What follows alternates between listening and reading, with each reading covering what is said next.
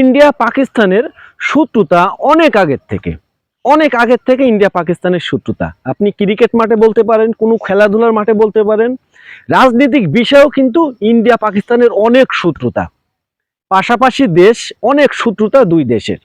তো যাই হোক, ক্রিকেট খেলা হলে, দুই দেশের ক্রিকেট খেলা হলে, কোনো ম্যাচ হলে আসলে আলাদাভাবে সারা বিশ্বর নজর থাকে ইন্ডিয়া পাকিস্তানের ওই ম্যাচের দিকে। তো ইন্ডিয়া পাকিস্তানের এই ম্যাচ হাই ভোল্টেজ ম্যাচ হয়, সারা বিশ্বর একটা নজর থাকে আলাদাভাবে।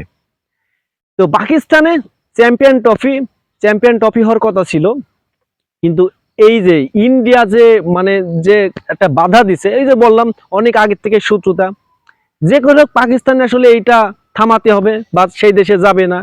এদের পরিকল্পনাটা অন্যরকম, অন্য দেশের চাইতেও কিন্তু অন্যরকম। দেখেন, পাকিস্তান কিন্তু বিশ্বকাপ খেলতে ঠিকই কিন্তু ইন্ডিয়ায় খেলতে গেছিল, কিন্তু ইন্ডিয়া আর যাবে না, ইন্ডিয়া কিন্তু আর যাবে না চ্যাম্পিয়ন ট্রফি খেলতে। তো এই যে যাবে না, এটা কিন্তু অনেক দিন থেকেই একটা আলোচনা হচ্ছে, যাবে না তো যাবেই না, নাছড় বান্ধা যাবেই না। শেষ পর্যন্ত ইন্ডিয়াই গেল জিতে।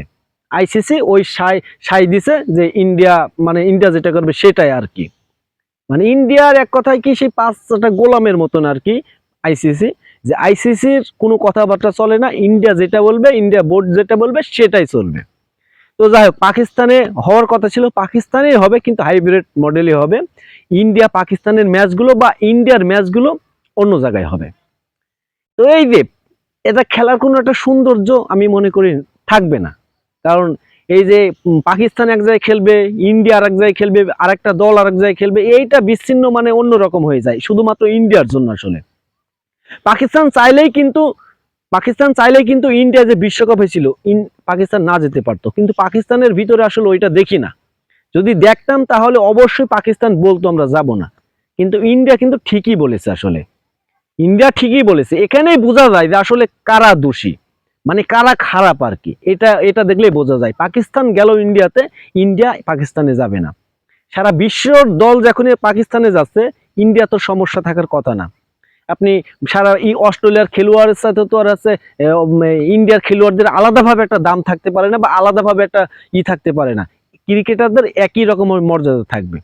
তো সেই হিসাবে আসলে ইন্ডিয়ার ক্রিকেটারদের কোনো দোষ দিয়ে লাভ নাই। ইন্ডিয়ার বোর্ড বা ইন্ডিয়ার সরকার এইটা নিয়ে মাথা ঘাটায়, ইন্ডিয়ার ক্রিকেটাররা আসলে মাথা ঘামায় না।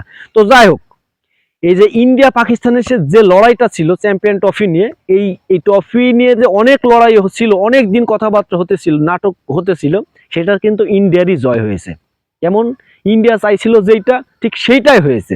পাকিস্তানের কথা কিন্তু ওই জায়গায় খাটেনি, তাই পাকিস্তান কিন্তু হারছে। পাকিস্তান আরেকবার হারলো ইন্ডিয়ার কাছে, কারণ ইন্ডিয়া যেটা বলেছে সেটার পরে আছে, সেটাই হইলো। আসলে সেটাই হলো যে পাকিস্তানে খেলতে যাবে না, খেলতে যাবেই না।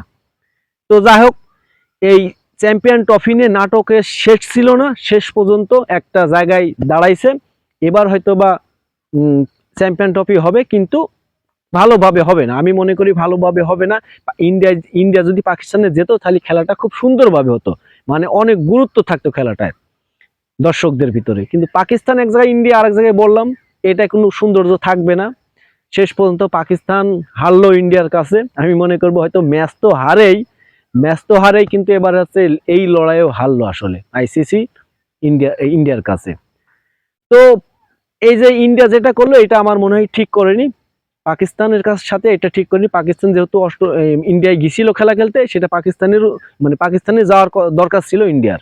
আমি মনে করি ইন্ডিয়া এটা খুবই খারাপ করেছে।